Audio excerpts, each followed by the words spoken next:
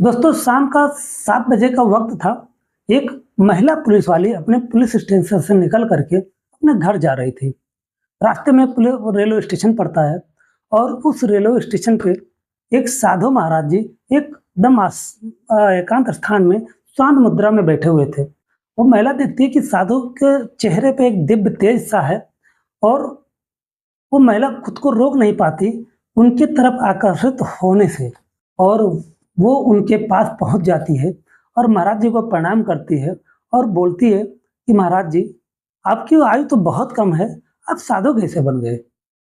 Police वाली को वो जो साधु होते हैं वो देखते हैं और देखते ही रह जाते हैं, क्योंकि जो पुलिस वाली थी वो बहुत ही खूबसूरत और उसका जो शरीर था बहुत ही गजब का बनावट था, और वो साधु जो था उसको देखते रहता है।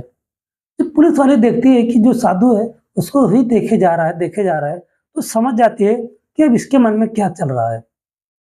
दोस्तों, जो साधु महाराज होते हैं वो सोचते हैं कहाँ से आ गई है, और जो महिला होती है पुलिस वाली वो कहती है महाराज जी, मैं आपका सेवा करना चाहती हूँ, अब यहाँ पे तो पॉसिबल है नहीं, आपको मुझे ले जाना पड़ेगा और आपको मेरे घर चलना पड़ेगा।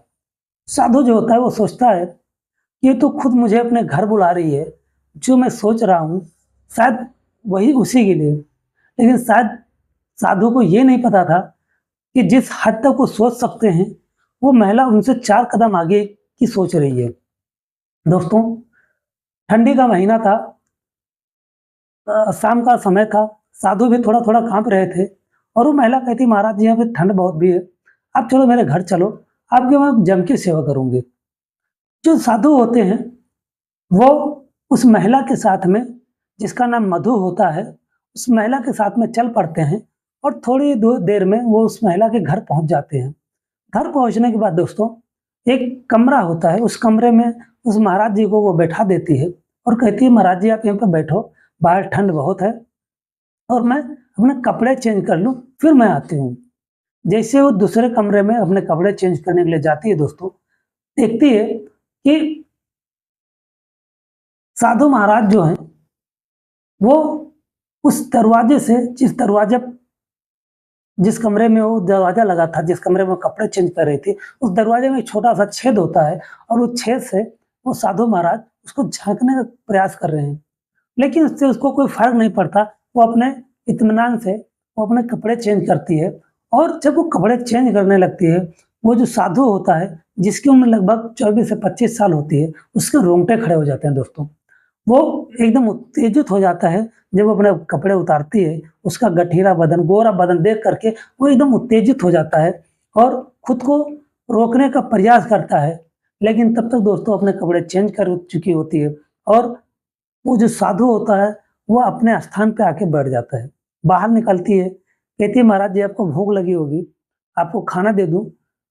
महाराज जी हाँ में सिर हिलाते हैं और उसके बाद जो मधु होती है, उस पुलिस वाली का नाम मधु होता है, वो महाराज जी को लाके खाना देती है, और जब खाना देती है तो साधु जो होते हैं वो पूछते हैं कि आपके घर परिवार में और कोई नहीं है?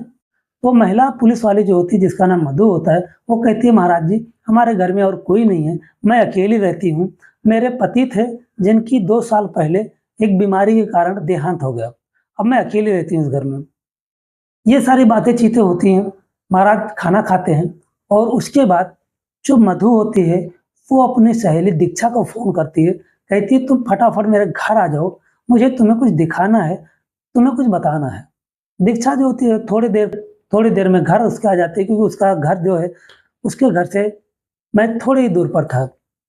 अब दोनों बैठ के शराब पीती हैं और शराब पीने के बाद जब दोनों नशे में हो जाती हैं दोस्तों, तब उस साधु के कमरे में दोनों एंटर करती हैं और एंटर करने के बाद दोनों अंदर से कमरा बंद कर लेती हैं दोस्तों। अब कमरा बंद होने के बाद दोस्तों अंदर क्या होता है उसका नज़ारा बहुत ही भयानक होता है दोस्तों। वीडियो में आगे बढ़ने से पहले दोस्तों आपसे एक रिक्वेस्ट है कि अगर आप हमारे चैनल पर नए हैं तो चैनल को सब्सक्राइब कर लीजिए, वीडियो को लाइक कर दीजिए ताकि हमारा हौसला बढ़ता रहे। दोस्तों, राजस्थान का एक जिला लगता है अलवर, और अलवर जिले का एक छोटा-सा गाँव होता है। उस गाँव में एक मुखिया होता है जिसका नाम अवतार होता है। अवतार का इकलौता बेटा होता है दोस्तों, जिसका नाम दीपक होता है। दीपक अवतार जो है दोस्तों, वो गाँव के मुखिया के साथ-साथ में बहुत उग्र स्वभाव का होता है, बहुत अहंकारी होता है और उसको देखते-देखते उसका जो बेटा होता है दीपक, उसी के नक्शे कदम पर चलता है और उनसे 2 कदम आगे निकलता है दोस्तों। और वो गरीबों को तो अपने जूती समझता है, किसी को कुछ नहीं समझता है। दोस्तों एक दिन की बात है, रात में लगभग 9 बज रहा था, साढ़े 9 10 बज रहा था। ये जो दीपक होता है, ये शराब पीकर आता है और शराब पीकर आने के बाद पास में एक महिला का घर होता है, जो विधवा महिला होती है, जिसकी उम्र लगभग 28 से 30 साल होती है। उस महिला के घर में चला जाता है और उसके साथ ज़ोर-ज़बरदस्ती करने लगता है दोस्तों। उसके साथ ज़बरदस्ती शारीरिक संबंध बनाने की कोशिश करता है, लेकिन वो जो महिला होती है दोस्तों, वो इसका विरोध करती है और किसी तरह से छुड़ा करके बाहर भागती है और हल्ला, शोर-गुल मचाती है। तब तक गाँव वाले इकट्ठा हो जाते हैं और इकट्ठा होने के बाद अवतार सिंह को बुलाते हैं। अवतार सिंह जब आता है दोस्तों, तब दीपक जो उसका बेटा होता है, उसको बहुत बुरी तरीक़ा से पीटता है, मारता है, डाँटता है और उसके बाद दीपक जो होता है दोस्तों, वो सोचता है, अब इस गाँव में मेरी बहुत बदनामी हो गई है और अब मैं यहाँ नहीं रहूँगा। दोस्तों उसके बाद वो जयपुर सिटी में चला आता है और जयपुर सिटी में आने के बाद वो काम-धंधा ढूँढने लगता है। लगभग 1 महीने का वक़्त बीत जाता है दोस्तों। जो पैसे लेकर आता है वो घर से भाग के, वो पैसे भी खत्म हो चुके होते हैं। लेकिन इधर उसको कोई काम-धंधा नहीं मिलता है। अब दोस्तों वो एक दिन एक पेड़ के नीचे बैठा सोच रहा था कि अब मैं करूँ तो क्या करूँ? वापस गाँव जाऊँ, तो जो सोच के आया था वही फिर मुझे गाँव में मिलेगा और गाँव वाले भी अब और मज़ाक उड़ाएँगे, ये तो भाग के गया था कमाने और वहाँ भी इसका बल्लीबाज नहीं लगा, ये फिर वापस आ गया। अब यही सोच रहा था, तब तक उसके पास में एक साधु आके बैठता है। वो देखता है कि साधु जो है वो बहुत कम उम्र का था और लेकिन वो जो साधु होता है, वो अपनी पोटली निकालता है और पोटली निकालने के बाद वो अपने पैसे गिन रहा होता है दोस्तों। और देखते-देखते उसने लगभग 2,500 से 3,000 रुपए गिना।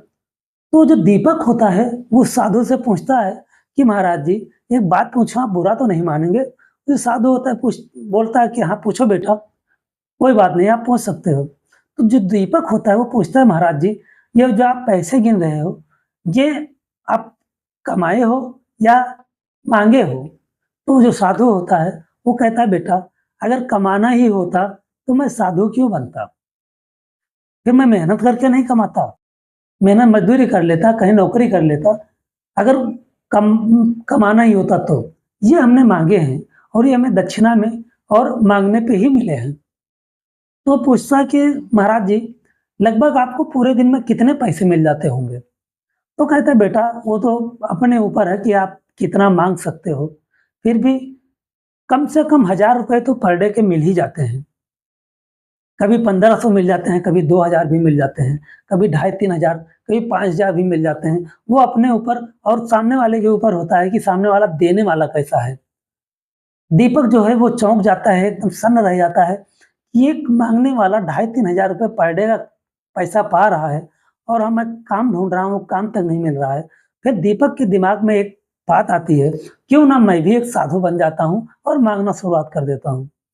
जैसे-तैसे करके दोस्तों, दीपक ने साधु का जो कपड़ा होता है, जो वस्त्र होता है, उसका अरेंजमेंट करता है और वो भी एक साधु का वेशभूषा धारण कर लेता है और वो भी जयपुर में ही माँगने का काम करने लगता है।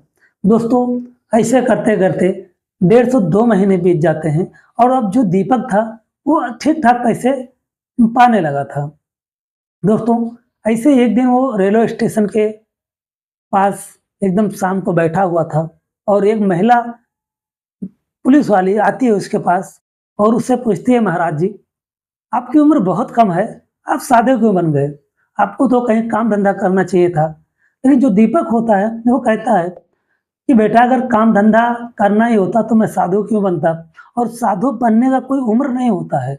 आप बचपन से बन सकते हो, आप जवानी से बन सकते हो, आप बुढ़ापे में बन सकते हो। साधु बनने का कोई उम्र नहीं होता। आपकी नौकरी करने का तो एक उम्र है। हर चीज़, हर काम करने का एक उम्र है। लेकिन साधु बनने का कोई उम्र नहीं होता। आप जब चाहो तब आप साधु बन सकते हो। जो वो महिला मधु होती है, उसकी बातों से संतुष्ट हो जाती है, लेकिन जो वो मधु होती है, वो उसके उम्र से, उसके चेहरे के जो दिव्य तेज था, उससे मोहित थी और वो अपने घर उसको लेके चली जाती है। दोस्तों, वो अपने घर ले जाने के बाद अपने सहेली को फ़ोन करती है, वो दोनों आती हैं, शराब पीती हैं और उसके बाद जब दीपक नाथ के कमरे में वो दोनों जाती हैं, तब दोस्तों वो दोनों दीपक से कहती हैं कि अब तुम्हें मेरे साथ वो सब करना पड़ेगा जो मैं कहूँगी, और अगर तुमने ऐसा नहीं किया तो तुम्हें जेल की हवा खानी पड़ेगी।